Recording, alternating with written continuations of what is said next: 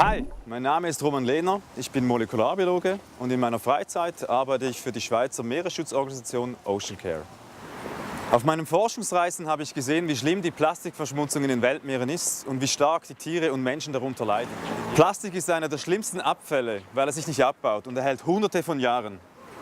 Jedes Stück Plastik, das jemals auf der Welt produziert und nicht verbrannt wurde, liegt irgendwo auf einer Mülldeponie oder sonst wo. Wind, Regen und Flüsse transportieren diesen sehr leichten Abfall in alle Himmelsrichtungen. Endstation ist immer das Meer.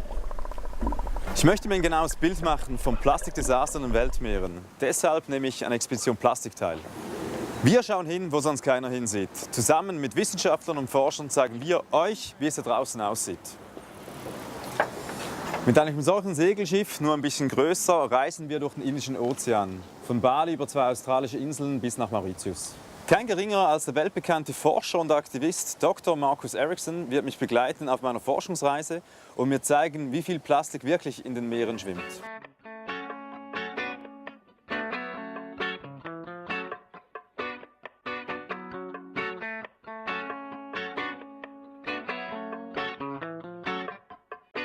Sie haben es verstanden? Care, Repair, Rewear, Reuse, Recycle. Klingt doch super.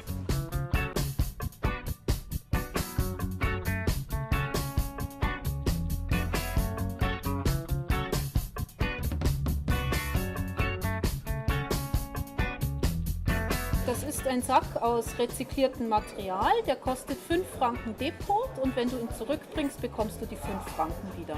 Ah, super Sache. Nehme ich gerne einen. Okay. Ja.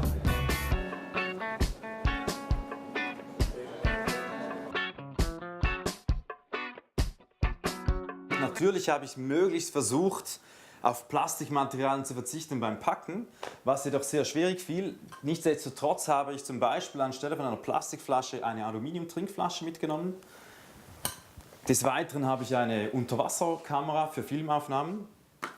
Wie ihr seht, habe ich hier Flossen, Taucherbrille und einen Schnorchel, welche aus Plastik halt sind. Wie schon erwähnt, es geht fast nicht ohne Plastik. Dann habe ich weiter ein digitales Feldmikroskop sowie ein Planktonnetz für die Analysen auf dem Boot, für die Wasserproben und wiederverwertbare rezyklierte Tragtaschen, welche wir brauchen können für die Früchte und das Essen auf dem Boot.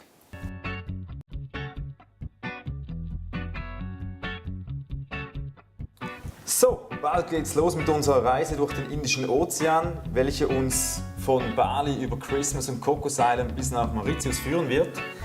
Ich bin gespannt, wie viel Plastik wir auf unserer Reise finden werden. Kommt mit, stay tuned!